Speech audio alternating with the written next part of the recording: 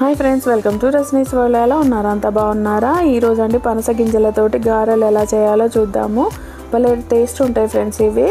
ముందుగా అయితే పనస గింజల్ని ఒక 4 విజిల్స్ వచ్చే వరకు ఉడకబెట్టుకొని దానిపైన ఉన్న పొట్టు తీసి పెట్టుకోవాలి. తర్వాత దాంట్లోకి సరిపడా ఎల్లిపాయలు, ఉల్లిగడ్డ, జీలకర్ర, ధనియాలు, పచ్చిమిర్చి ఇవేమో పొట్టు తీసి పెట్టుకున్నాను కదా పనస గింజలు. ఇప్పుడు దీంట్లోకి ఒక గ్లాసు మినపప్పు, ఒక గ్లాసు పెసరపప్పు కూడా ఒక 3 అవర్స్ నానబెట్టి పెట్టుకున్నాను.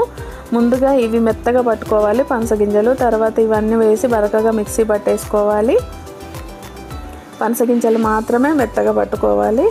తర్వాత ఇవన్నీ కలిపేసుకొని కొత్తిమీర, కరివేపాకు వేసేసుకొని ఇలా గారెలాగా వేసుకోవాలన్నమాట.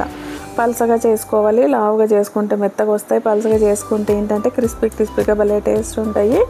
ఊరికైనా తినొచ్చు, లేకపోతే అల్లం చట్నీ కానీ పల్లి చట్నీతో కానీ తినవచ్చు.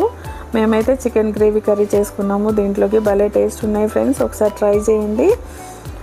నచ్చితే లైక్ చేయండి, షేర్ చేయండి, సబ్స్క్రైబ్ చేయండి ఫ్రెండ్స్. ఇప్పుడు టేస్ట్ ఎలా ఉన్నాయో అనేది పద్దును అడుగుదాము. ఒకసారి చూద్దాము ఫ్రెండ్స్.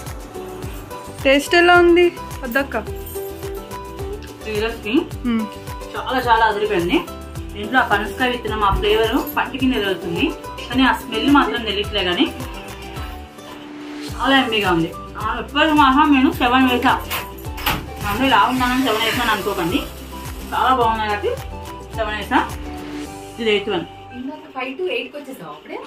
7 అక్కడ ఉన్నప్పుడు 5 కానీ అదిరిపోయా వదిన. చాలా థ్యాంక్స్.